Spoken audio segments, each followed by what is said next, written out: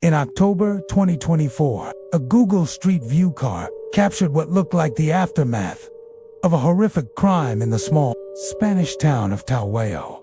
It showed a man loading a large white bag into the trunk of his car. Now, this easily could have had an innocent explanation. The place he had lived with a girl he had met, and that he would no longer be using that phone. One of his cousins found this highly suspicious and reported his disappearance to the police. However, many noted that the bag's shape looked a lot like a human body. And unfortunately, that is exactly what it turned out to be. There were no witnesses or surveillance footage that could point them in the right direction. The case went cold for months, at least until one of the investigators came across the Google Street View images in November 2024. Additionally, the Google Street View car just so happened to be driving through Talhuello for the first time in 15 years. Their arrests also led to the discovery of Jorge's remains in a cemetery about 15 minutes from where the Google Street View images were captured, finally bringing closure to his tragic case. The bag contained the remains of a 32-year-old Cuban man named Jorge Luis.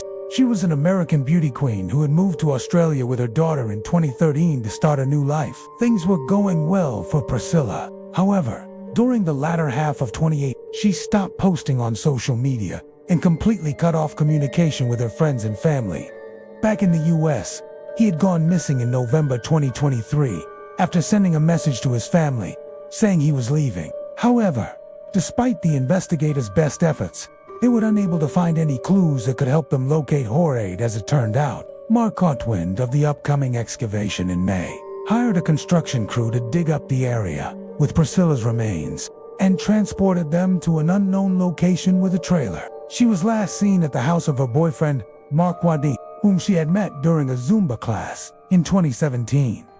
In August 2018, a Google Street View car mapped the Brackenridge area around Mark's home. He was finally arrested on June 13th and is currently awaiting sentencing while under house arrest. As it passed in front of his property, it captured what appeared to be the very grave he dug for Priscilla, right where she was eventually buried. It even showed the trailer he would later use to hide the evidence. The truth came to light when the local police investigated a string of disappearances in the area and noticed a few similarities. They suspected the stroller was carrying the 2-month-old daughter of a missing woman who had vanished together with her mother a month prior. Instead of a live child, it contained the dismembered remains of a woman. The couple was headed to the empty lot near their home to dispose of the evidence of their horrific crime. But this was only the tip of the iceberg. Hoping to prevent harm to the baby, investigators moved in and apprehended both Patricia and Juan. All of the missing individuals were women. They were all young, and most importantly, they had all received calls and messages from the same woman before their disappearance, 28-year-old Patricia Martinez. The cement bags in their home also matched the ones scattered throughout the empty lot seen on Google Street View. Klaus came to the door and demanded to see Jake's badge before opening it. In a fit of rage, Jake raised a shotgun he had brought with him and shot James through the door. He then fired another shot to break the lock and enter the house. They had actually sold her to another couple for 15,000 pesos, or about $770. These buyers were later arrested, and the baby was safely rescued. As for Juan and Patricia, they were sentenced to nearly 350 years behind bars, where they remain to this day. According to his statements, they had killed almost 28 women since 2012, including their neighbor's 13-year-old daughter. They would lure poor, vulnerable women with the promise of cheap or free clothes and high-paying employment before ending their lives in the most unspeakable ways, discarding their remains in plastic bags or cement. Among the many new snapshots were pictures of a rather unassuming empty lot with bags of trash scattered around the overgrown plants. But perhaps the most shocking part of all was Juan's complete lack of remorse. He boldly declared his hatred of women and vowed to do the same again if given the chance. The two made a living by selling clothes, food, jewelry, anything they could, right outside their home. On the surface, they appeared to be a perfectly normal couple, but authorities suspected there was much more going on behind closed doors. On October 16, 2018, the Street View car captured the aftermath of one of the most monstrous crimes in Wisconsin's recent history. But after tapping his phone and trailing him for a couple of weeks, the investigators uncovered the connection they were looking for. He was in a relationship with George's partner, with no other leads. Police began to consider the possibility of a homicide, and that's when they made a grim discovery. He also suggested that she went missing on purpose to avoid immigration. Said she was apparently overstaying her visa by that point. Coincidentally, the Street View car had also captured the same man carrying the white plastic bag in a wheelbarrow on the way to his car. Even more shockingly, she was buried in Mark's front yard. Cadaver dogs helped pinpoint her exact burial location near the home's entrance, prompting an excavation to recover her remains. On June 8th, investigators were able to narrow down the list of potential suspects by tracing the vehicle back to its owner, a 48-year-old Taweo resident named Manuel Isla Gallardo, who worked at the town hall in the neighboring town. They likely would have gotten away with it if not for the Street View images. A discovery that was nothing short of a miracle. Manuel had no prior history of violence or any other illegal activity, making it difficult for authorities to arrest him without solid evidence. As the investigation progressed, it was revealed that Manuel and Jorge's partner had kidnapped and later killed Jorge because of this love triangle. You see, the town of Taweo has fewer than 50 residents, so there were no eyewitnesses to Manuel putting Jorge in his car. Both Manuel and his partner were arrested on November 11th after investigators found more evidence linking them to Jorge's disappearance in their home. In December 2018, the Brisbane Police Department in Australia received a missing person report regarding 46-year-old Priscilla. After months of silence, one of her friends contacted the police, sparking an investigation into her disappearance. But she was nowhere to be found. When questioned, Mark claimed that they had actually broken up back in June 2018. But this wasn't enough to convince the investigators of his innocence, especially since they also found Priscilla's car just 11 miles from his home. Priscilla was without a doubt dead. However, while investigators did find some evidence from the dig site, most of the body was completely missing, which didn't seem to make any sense. What he didn't know, however, was that his crime had been captured on camera long before the investigation ever began. This, combined with testimonies from neighbors who saw him digging in the yard at unusual hours, made it impossible for him to play dumb and get away with his crime. Sometime in 2018, Google updated the Street View in the Acatape de Morales municipality in Mexico. However, those trash bags concealed a horror beyond what anyone in that neighborhood could have imagined. She lived just 100 meters away from that empty lot with her 33-year-old husband, Juan Carlos Hernandez, there for children. On October 4th, investigators saw the couple walking outside with a stroller. When they inspected the stroller, its contents left them in disbelief. As the police searched their home, they discovered dozens of dismembered human remains stored in their fridge, wrapped in plastic bags, and some encased in cement. Soon after their arrest, one admitted to everything and revealed the true extent of their gruesome crime. As if that wasn't bad enough, Patricia also admitted to cooking and cannibalizing parts of their victims, as well as feeding them to their dogs. The only silver lining in this entire case is that the baby was unharmed.